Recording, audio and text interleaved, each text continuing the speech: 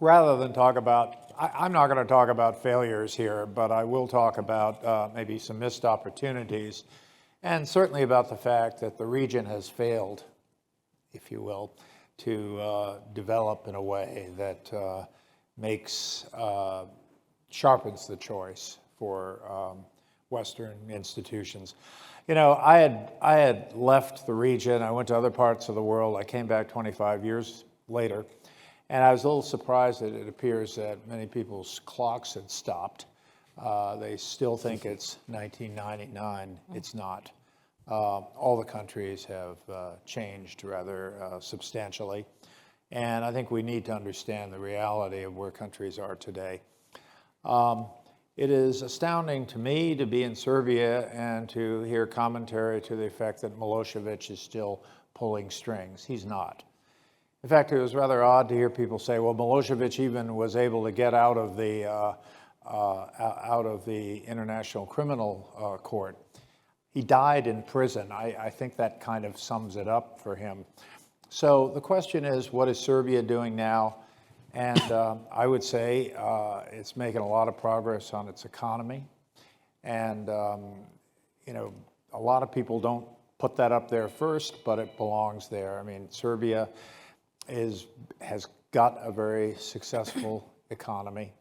They're looking to have more relationships, and the relationships are all westward. There's a lot of talk about Serbia as some kind of outpost of Putin's Russia.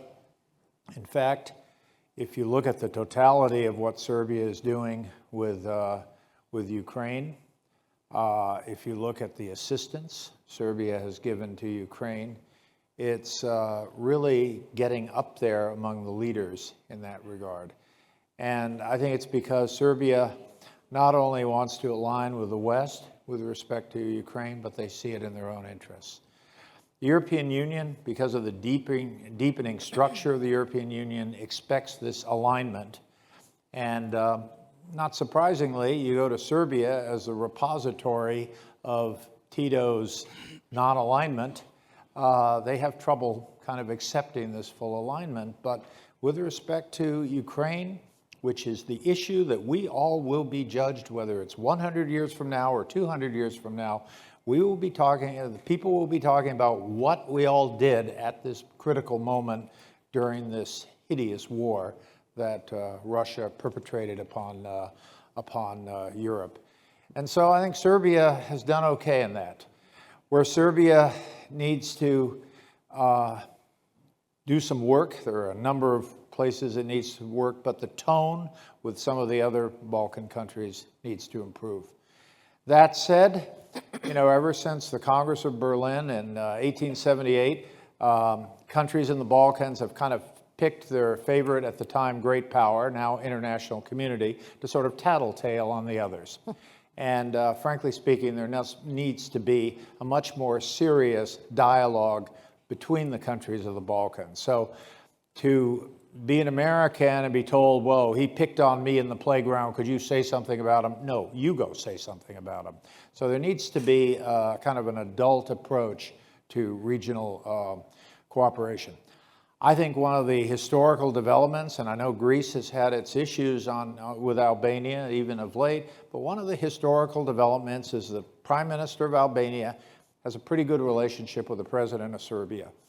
You would have to go back centuries to find a situation like that. That is worth working on.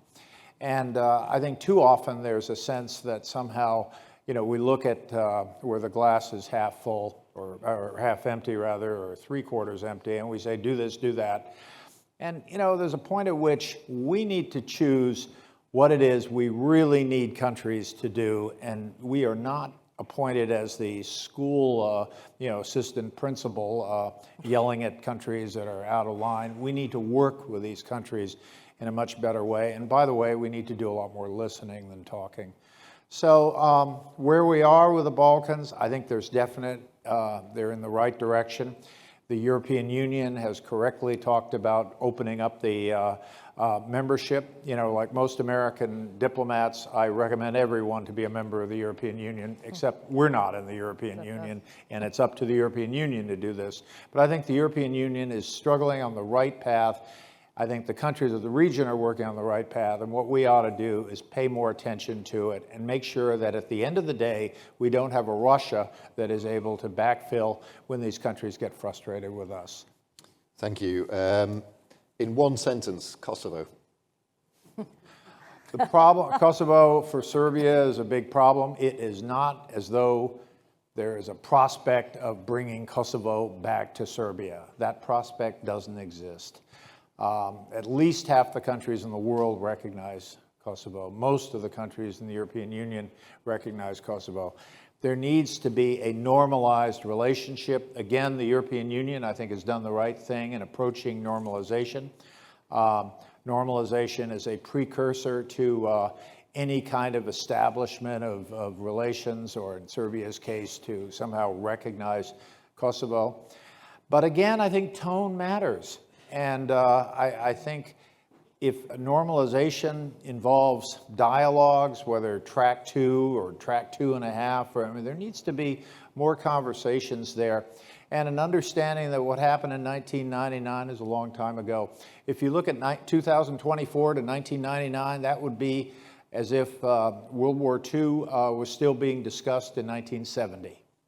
And I think people need to understand that it's time to consider what the objective circumstances are in the region, and I hope that can be done with respect to the Kosovo dialogue. Okay, that is one sentence, but not using the Economist It's a long dialogue. sentence, but you know, it's my profession.